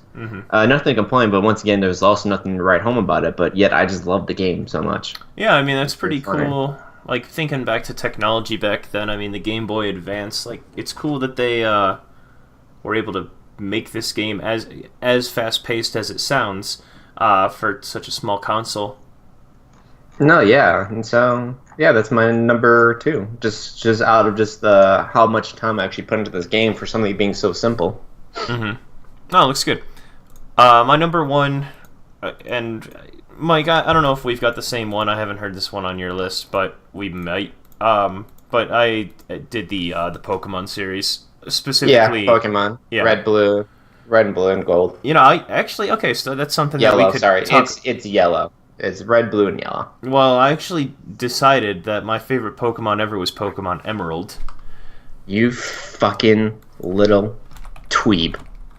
It's only red, blue, and barely yellow. Everything else afterwards is just not Pokemon. It's just shit. Alright? It's just shit. Alright, well, here's a thought before you say anything else. Did you play Pokemon Emerald? No. Okay, I'm not a cool. fucking dweeb. So anyway, your opinion doesn't matter. Pokemon Emerald was a great game. And what was really cool about Pokemon Emerald, I don't know if they... I can't recall if they did this in earlier Pokemon games, but this is the first game that I actually got into the Battle Tower quite a bit. So Battle Tower was a thing that they invented where big fucking tower, if I remember correctly, and then the final boss, like the special Pokemon Rayquaza, was at the top of this tower. I'm having a hard time recalling exactly everything about it, but I remember that it was like a cool thing because it was hidden. You had to like find the battle tower wasn't like out in the open. You had to like take this channel of water and then you had to like sneak around a couple rocks or something and like there's this massive hidden building and like it was just a really cool thing. I think it was one of the few games that like if you bought it you'd be like, okay, where the fuck is this special monster? And you'd have to buy like a strategy guide or something. Because it was, I mean, when I was young, like when did this game come out? 2004. Okay, so I was 13. Like when you're that young, so you miss things. Maybe it's a bit more obvious to find the battle tower now than I remember, but I definitely remember having the strategy guide and being like, this fucking Pokemon is on the cover. He's on the game. Where is he? And yeah, I mean, it was just like it was. When you buy a strategy guide, you know you're invested in a game, and so it was just a really cool game. Obviously, Mike can talk about the original Pokemon, but I don't know. Emerald just felt like it made a lot of really great strides within how the game looked, how it felt, the combat, adding like secret additional stuff into it. But and obviously, once again, Mike is going to be talking about Pokemon, so I'll just wrap it up there. Like I'm sure that by the end of this, we're going to hear enough about Pokemon. Yeah, I mean, it's fucking Pokemon. I mean, it was in our generation when Pokemon became popular. We grew up with Pokemon. We were the first people to actually, play Pokemon, the Pokemon cards and the show. And then the fucking game came out, and then, like, holy shit, that involved the whole something else, too. Just, like, with that, like you said, like, you had to go buy a strategy guide for that, with our Pokemon, as well, like, we had to figure out that you had to trade Pokemon to actually evolve them, and then you didn't have all the Pokemon in your one game. You had to trade with someone who had blue or red. So you'd go to school, it's like, hey, do you got the red or you got the blue? I got the blue. Like, motherfucker, I got the red. Give me some of your Pokemon, I'll give you some of mine. We got some things going. Yeah. It was just like, it was the shit, we spent so many times just watching, playing Pokemon. I remember it'd be silly if we didn't have Pokemon on our top 5 for handhelds. I remember when I was younger, my brother and I both had Pokemon, and he had the no, that's right, we both had Game Boy Colors. That's what it was. But yeah. So I remember as we were playing, my older brother, I should say, he was like the strategist here. So we got the game, and he's like, "Hey Ben, before you start playing, give me all the starter Pokemon." Which, if you're unfamiliar with the game, there's only one save spot, so you can't you can't trade with yourself. So pretty much you have to start the game, get each of the other Pokemon, go to find the first possible area that you can trade in. Which, I mean, this is like a process. It takes a while. It's a slow moving game. Trade it, and then just like delete your save, start over again, get the new Pokemon that your bro wanted, and then repeat the process. And then once you're done with that, then like, oh, now you can really start the game, and you can you pick the Pokemon that you want. Like I remember my fucking brother, the thing that you were describing about like trading Pokemon. He was like, hey, I want all the Pokemon, but only one of us can get it, because you can't trade me the Pokemon, then I can't trade you all the Pokemon. We always have to have one game that's deleted. It's like, so why don't you give me those? It's like, you son of a bitch. And he was the older brother. He was gonna punch me if I didn't. Yeah, I actually surprised we never thought of that, huh? Because I grew up with two older brothers, and we all had Pokemon. I think one of us had red, one of us had blue, and then yellow came out, and I think we all had yellow then. So, and like yellow was kind of the funny one because then you can actually have Pikachu follow you. And then I remember the first time like I started the game and was like, "Well, Pikachu, you're going into the storage place. I don't want to fucking deal with you because fuck you, Pikachu." Yeah, I never played the yellow one, but I remember that you can look back at him and click on him, and it like shows his emotion. And oh yeah, if you left him in there, he'd be pissed, and I just didn't care. I was like, I don't like you, Pikachu, so you go into that drawer. I don't care. You ever go to your Pokeball? If you're not going to your Pokeball, you're going into the storage where you can stay there the rest of your life. Have fun.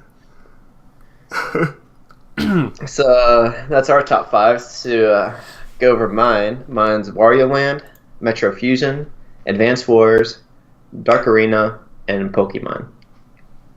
And mine was Tetris for Game Boy, Pokemon Go for your mobile phone, Grand Theft Auto Chinatown Wars for Nintendo DS, Golden Sun for Nintendo DS, and also the third one that came out for 3DS, and then Pokemon Series, which is like on every single handheld ever that Nintendo has made. Yeah. I do have an honorable mention though. So for the Game Boy Advance, there was this awesome game. For no reason aside from it being slightly less memorable than the other five, it didn't make the list, but it's Kirby Nightmare in Dreamland, and that came out on the Game Boy Advance. But really good game. You know, Kirby games are always super fun. It just didn't have a lot of replayability, I guess, but I mean, it's still a very solid game.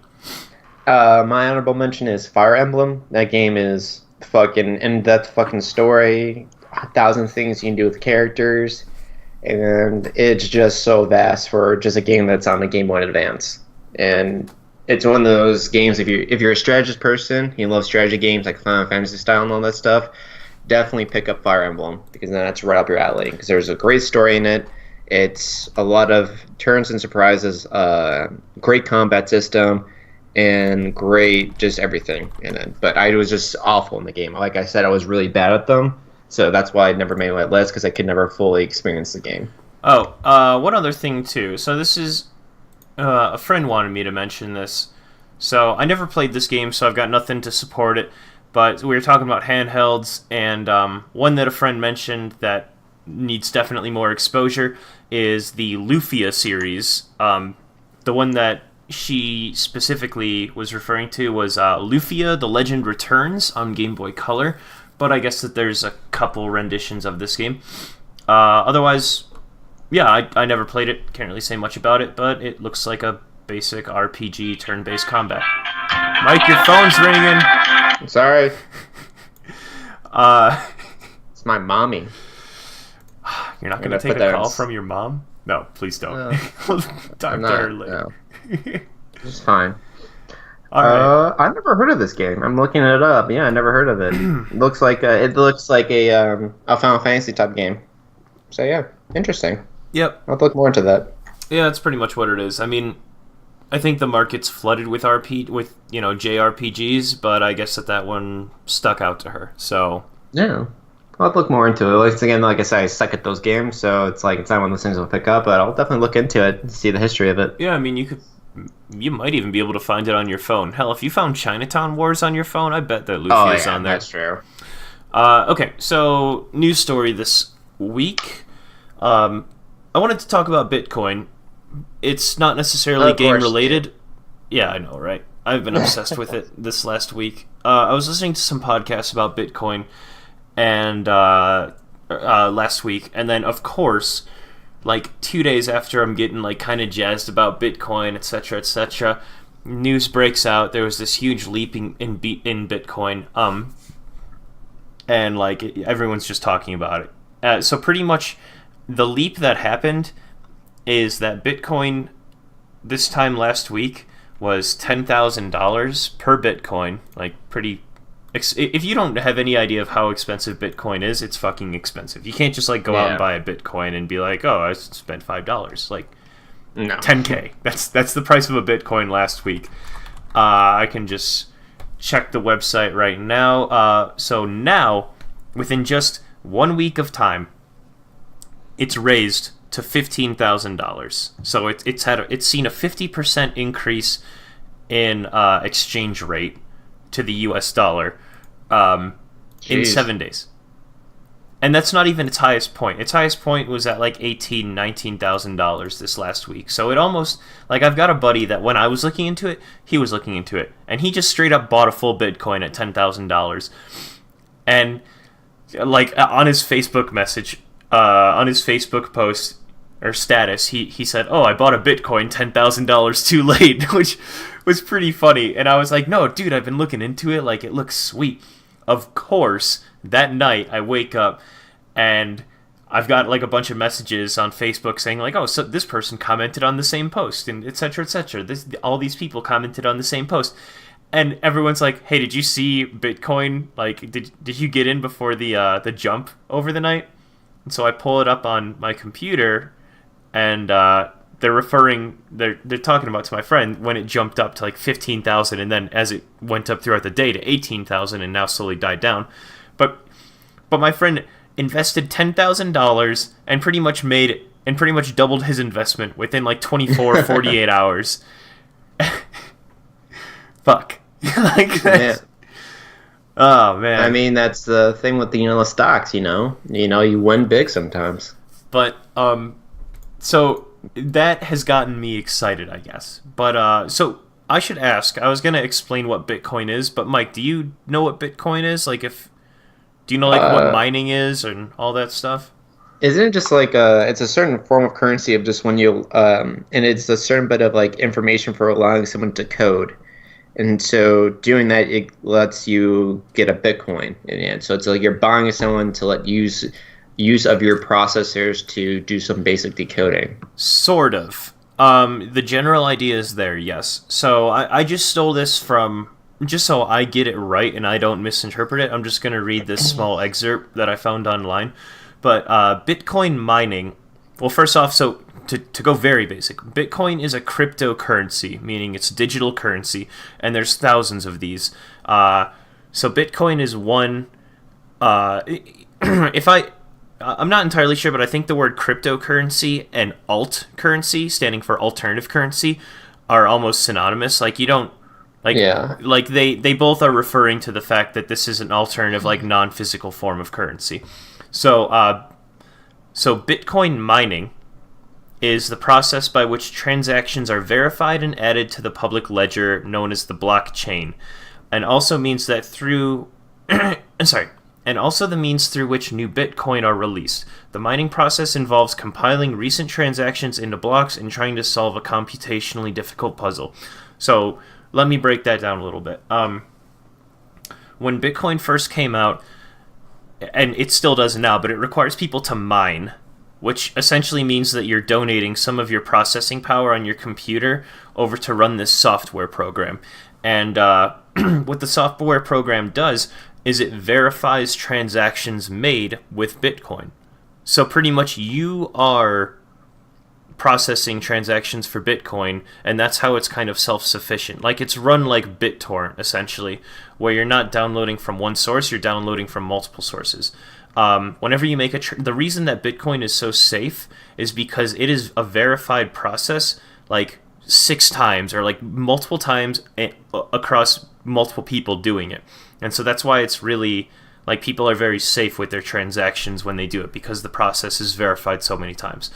And it's not like a central system, once again. It's decentralized. Yeah. So you can't, like, hack... I mean, obviously, this is, like, action movie terminology, but you can't, like, hack a mainframe and, like, get all the Bitcoin. Like, everyone has their own Bitcoin. Everyone is doing the transaction fees simultaneously and all that. So that's mining, is you are doing the workload of the Bitcoin transaction. Now, the way that people get money from this is that every 10 minutes there's a lottery, Mike, that this lottery, it takes roughly 10 minutes to figure out the lottery number. So it's pretty much this, like, absurdly long, complex number, and the computer, and there's an algorithm that decides, like, okay, this is how many people are our processing for our transactions. So to take approximately 10 minutes, the number needs to be like this long and this complex. And so that way, every 10 minutes, they do this lottery, and whoever finds that number gets 25 Bitcoin. Jeez. Yeah.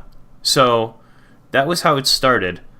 But what people started to do after that is they started to do pools.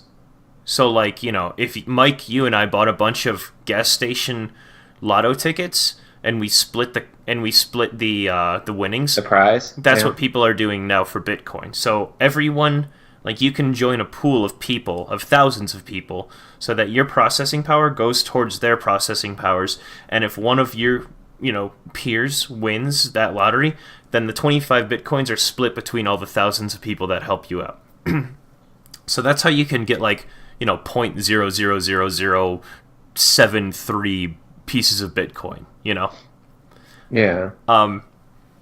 So that's what Bitcoin is, and that's the mining process. The hard thing for me that I had the trouble figuring out, and this is all stuff that I learned just last week. Like I said, I was just listening to podcasts last week, so let me know if I'm wrong in any part, but I think I've got a good handle on it. The one thing that took me forever to understand is that Bitcoin isn't necessarily like okay, I'm holding I don't know, I'm holding a Coke in my hand, let's say. Like, that Coke has a value to me, and I can physically trade it to someone, and someone will be like, oh, that Coke is $1.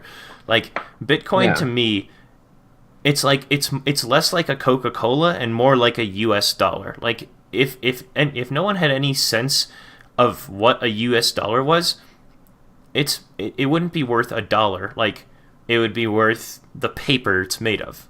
You know, it'd be worth the materials. And the hardest thing for me to figure out with Bitcoin is I was like, okay, but what's it actually... Like, I know that the market fluctuates, but why do people want it? Like, what's the value in it? A Coke you can drink. $1, it's paper, you know? Well, you know what a dollar actually is, right? In what sense? A dollar is basically just a piece of paper saying that you own a certain amount of gold.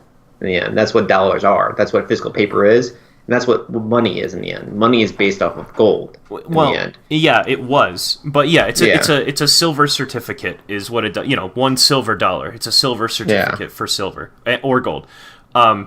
It's actually not backed by gold anymore, but it was. No, it was, but now we just build it off of faith in the end. Yeah, what a dollar is. Exactly, is that like when enough people agree, oh, that dollar is worth $1, then it is worth $1. As redundant as that phrase sounds. Yeah, right. But that was the thing that took me forever to figure out. Is like I thought Bitcoin was like I thought it was like a software that people wanted or something. I thought, like, even though it's virtual, I thought it was still like a thing that people were interested in, but no, it's... I still don't know what it is, dude. Even after you explain it, I still don't know what it is, which is why I'm kind of like, I'm interested in the conversation, and it's cool that you get into it, but I think it's one of those things is I don't know what it is, and I don't feel comfortable putting money in it, because I still don't fully understand it. Well, yeah, it's like if someone started passing around US dollars when no one's heard of them, and someone said, this is money. Like, the thing is... It's like, I know a lot of people making a lot of money off of it, like a lot of money, but still for me, it's just like... I just don't get it, and I don't feel putting comfortable with something I don't get. Yeah. Well, like, the whole reason I wanted to talk about this is so that you do understand. Like, what part don't you get? Like, maybe I can help describe it a bit better. It's just like, there's just so much. It's just like... So, like, exactly like you said, like, $1 is $1, so what is a Bitcoin? Yeah, like, that was the toughest thing for me to get when I was first hearing about it. Like, the point is that it's all generally agreed that a Bitcoin is just worth a certain amount. A Bitcoin is nothing. A Bitcoin is just like, think of like your credit card. So your credit card is really just a series of numbers that unlocks your account. Yeah. So think of Bitcoin like that. Like, Bitcoin is really just a series of numbers that says you have this much money. Like, that's like Bitcoin. I mean, I'm kind of taking some leaps here, but to best explain it from what I can from my research is that, like, it's just something that people gave value, but it's really nothing at the end of the day. to better describe it, actually, I heard the story about the first ever transaction made in Bitcoin, which you might get a kick out of this because I think it was a guy who bought pizza, wasn't it? yeah. Yeah. So people had like all these Bitcoins and they didn't know what to do with them. And not a single transaction had been made, obviously. So this one guy was like, "Hey, I've got all these Bitcoins. I'm feeling a pizza tonight. I'm feeling a Papa John's large pepperoni. In fact, I'm going to get another Papa John's large pepperoni for tomorrow so that I can have some leftovers."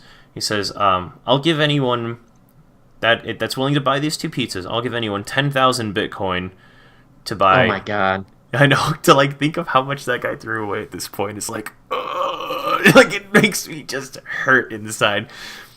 But yeah, so this guy took him up on his offer. He bought him 2 Papa John's pizzas, and they transferred over 10,000 Bitcoin to him. And so the first actual amount of money that Bitcoin was worth was 1/5000th of a large Papa John's pepperoni pizza. Jeez. And yeah, 10,000 Bitcoin. Now they're being, as I said, that they're worth $15,000 right now. I mean, can you think of that guy just like beating himself up about that? He's like, "Oh my god, what have I done?" It's just like, yeah, I mean, there's this guy that you ever heard about this story? There's this other story I heard too about a guy who used to have a hard drive full of Bitcoin, and then he threw away his computer, and then later on he heard about how Bitcoin was now worth that much. He literally went to the dump and was scrounging for his old hard drive that was where all of his Bitcoins were on. Did he find it? Nope. All I knew is that he was still looking during that time. That was a long time ago. All I know is that he was still looking. What dump did he go to? Mike, we gotta go. There's gold in them hills. This is so weird. But I was thinking. I wasn't even thinking. I was going to. I didn't have enough time this morning. But I think I am going to invest, not necessarily in Bitcoin, but in another alt currency. So. Well, did you hear about? There's actually. Well, Steam is not going to be taking Bitcoin as currency, though. By the way, I don't know if you knew about that. Mm-hmm. Steam is not. And then you know the company Cryotech, the game company. Yes. They're making their own currency now themselves. Their own Bitcoin currency. Well, anyone can do it. You just change the model around slightly, but realistically, I mean, even if you stole the model piece for piece, like, you process transactions. Like, there are a dozen thousand, I don't know why I worded it like that. There are 100,000 different cryptocurrencies out there that are worth, fractions of a cent. No, yeah, and like Cryotech's calling theirs CryoCash, and it's for gamers, so they can buy games and all that stuff. So they're trying to set up a system with all these gaming companies so people can buy it with that Bitcoin thing, that crypto money. Which is cool because they're making a market that they can control with Bitcoin. Like I mean, that sounds really devious right off the bat, but it's cool that people have Bitcoin, but they can't like go to Amazon and buy anything with it yet. You've got to you've got to exchange it for US dollars before you can go out and buy anything with that money. And that's the thing that's going to really raise up Bitcoin. Like, I don't think, seeing as how we've moved into like online exclusive, online shopping is a huge thing in comparison to physical shopping. To think that we're going any further away from the digital era is absurd. Like, I think that you just have to hit the lottery with the right alt currency, but I definitely don't think it's going away. And maybe Bitcoin is that currency, maybe it isn't. And it's like, and you just store on your computer though? I mean, so just on your hard drive? It's a password to access, so it's obviously it's verified multiple times where it's safe, but what are you doing, bud? No, I'm just tapping my keyboard, sorry. Oh, okay. It's coming in a little loud. My bad. No, it's fine. But yeah, so it's just you have a digital wallet is how people have described it to me, and this is a little going into unfamiliar territory because I haven't personally bought anything yet. But from what I can tell, it's pretty much like logging into your Steam account. And once again, this is just kind of a generalization, but it's like you own those games, but you don't have any physical versions of them. It's like the money that you have, accessed in your digital wallet is like the games that you have accessed in your Steam account. Like you own them, Yeah. you just have no physical representation. But of them. you can never pull them out. You can never pull physical cash out. Well, once you exchange it, you can, yeah. Oh, where would you pull cash out from? So you can exchange it on. I mean, how many people are buying Bitcoin right now? Like you can exchange it very easily. And the nice thing about it is that it's not like some shady website. Like once again, every transaction is verified multiple times where like it's actually super simple to get your US dollars back. You know, like I don't know which website it is specifically, but someone was saying that there's like an interactive map where it shows like depending on how big the transaction is, it shows like circles dropping, like coins dropping into like a bottle, and it's like, oh, and so you can judge like, oh, that was like, you know, $10,000 that someone just transferred over to US dollars, or like any sort of a transaction. But it shows like that's how many people are currently buying, trading, selling Bitcoin. So like you shouldn't have a problem getting or exchanging your Bitcoin essentially. You might want to like wait until it's like a very favored time for you to get rid of it, but you're never going to be like, oh, I've got all this Bitcoin and I can't find a single seller. Like that's never going to be an issue from what I can tell. Yeah, it is very interesting. It's a whole new concept. Mm-hmm. And I've never invested in anything. I'm kind of excited to give it a shot. I don't know if it's going to be a huge investment, but I mean, I think, I don't know, it could be like kind of a game in its own, you know? Like just to, if I bought a currency, like there's a bunch of cryptocurrencies that are like 50 cents or something per, you know, coin or per, I don't know what you would call it. Like, well, Bitcoin is just one one cryptocurrency, but there's a bunch. Let's call it just like, yeah, cryptocurrency. We'll just call them cryptocurrency. Yeah, so like one piece of their currency, like it's like 50 cents or something, you know, and they range everywhere. You know, Bitcoin is obviously 15,000, but then there's some that are like a couple cents, and then there's some that are like a couple hundred. Like Ethereum is one, and Litecoin is another one. Like these are all currencies that are getting a little more popular. They're in like the couple $100 range, but they're not into thousands like Bitcoin is. But those ones, I was like, oh, like to buy one of those for $100, like that's $100 is still a big investment. But if that has even the opportunity to hit like 1,000, I mean, I just made $900 sitting on my ass. Like for someone that's never invested, I was like, damn, that actually sounds pretty cool. And I'd be willing to risk $100 to make $15,000, you know. Like you don't know what's gonna hit or what isn't, but you just gotta be happy with what you put in. Yeah, I mean, if you figured out all that stuff, I'll probably put like maybe $100 in at least. I got savings, so it would be cool to get excited with someone about it. Not that my purpose of this conversation was to entice you to get it, but it would be cool if you and I both like went in on like Ethereum or something, which is you know, like I said, another alt currency. And I get a text from you in the morning. You're like, Ben, look at the website. And then we just say, fuck this podcast, and we're just going to sleep with I was going to say hookers, but why would we sleep with hookers? We can sleep with, if you've got real money, you can sleep with real women. The classy hookers. No, I already got a woman, so I don't need the hookers. You get those hookers by yourself. Well, Ben got rich, and now he just sleeps with a bunch of hookers. I don't know how I feel about that. Ben, is this really your dream? Yeah, maybe. Yeah, they're all trying to catch me Farfetch. You pay the hookers to get you Farfetched. That's how that works. Can you even trade Pokemons in Pokemon Go? You know, I haven't played since everyone says that they fucked it up. I mean, this happened like a year ago, so maybe you can now. But before, I don't think you could. Well, you're not getting mine, by the way. I'm not giving it to you. I don't want it. It's tainted. Tainted. I'll get my own fucking Farfetched. Yeah, jeez. But yeah, so I mean, that's I just wanted to brush on that because, like, obviously I don't have experience in investing. It's interesting, and like I've always been interested into it But it's been one of those things like I'm usually pretty good about like the ability to wrap around things and understand it. It's just like I'm still like it's Bitcoin's like one of those very few things where I'm just struggling so hard to fully get. Yeah.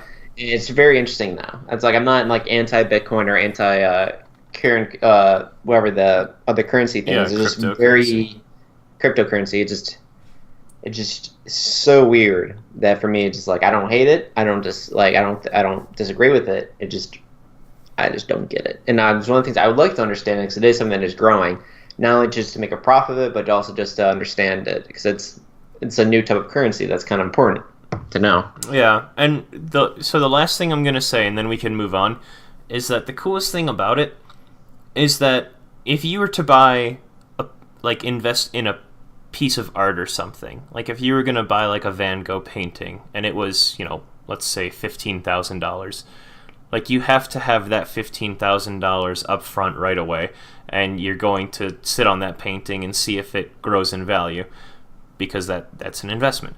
The cool thing about cryptocurrency is that you can break it down to 8 decimal places past 0. So you can buy 0.0000001 Bitcoin, and it'll just be a couple bucks. Like the really cool thing about Bitcoin is that if you want to get invested, you can invest as much as you want. You don't have to invest $15,000 and buy one whole Bitcoin.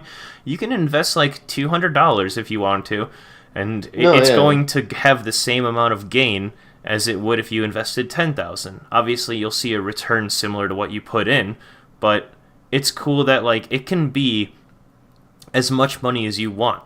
Other investments, you kind of have a fixed amount that you are forced to put in. There's a minimum. There's a very high minimum. So that is actually interesting. So yeah, with that in mind, I'll definitely jump in with you then. If it's just like that little, like $100, I can drop $100 like that. Yeah, I'm definitely going to spread it around a little bit. I'm going to get maybe some Ethereum and some Litecoin. I'll let you do the research of it, though. Because I try understanding it, I'm still not getting it. So I'll let you do the research and all that stuff and look into it. Yeah, they all do their own separate things. So like for Bitcoin, it does transaction. As you're mining, it does transaction verifications. But other cryptocurrencies have that mining process doing other sort of processing. Like you're donating your processing for other reasons, or like for specific other things, or like Yeah. So that's also kind of interesting. Is like you can kind of support an industry of some sort by donating your processing power and also getting coins for it, essentially, and also getting some money for it. So interesting. I'll look into it. But yeah, so hopefully that explains, I guess, what Bitcoin is. I tried to, once again, I'm not like some expert on it. I just listened to like 3 podcasts last week, and it just caught my attention, and it got like, I don't know, it got my attention, and it got me really excited to do investing. I've never done it before. But yeah, so we can move on to games coming out here. I've actually got a couple, 2 games, and I'm happy about that, because otherwise it's like a 50-50 for me even finding games on Steam these days, because I'm No, yeah. It's hard to tell if something's gonna be shit or not, like. Or if they're ever gonna come out. So for the ones I found just one, honestly. I only found one. Oh, sorry. Tried to catch the video. Tried to open up the page and catch the video before it started playing audio. Oh. So it's gonna show up on the podcast a little bit again. Whoops. If you're all right, Mike, I'm gonna go first though. Yeah. All right. Cool. So I think that you might like this game. Being that our top 5 was handheld games, this is like the best game that I could have found possibly for this episode. But it's called Madcap Castle. Madcap being one word. So like mad and then cap like a hat, your cap. But essentially, it's supposed to look like a Game Boy game. Like it's a pixel graphic game. It's just like really basic on the design, because if you remember, like the bit graphics that you had on your Game Boy, like it's that, it's got like kind of the greenish hint to it and everything. Like it just looks super cool, and it's a bullet hell. You play as a magician, but it's also kind of an adventure story. So I'm gonna read the and a platformer too. But I'm going to read the summary here. So it goes, Madcap Castle is a charming, challenging Game Boy-esque puzzler. You control a mage in a quest to recover his memory and powers in 150 levels of a tower full of obstacles.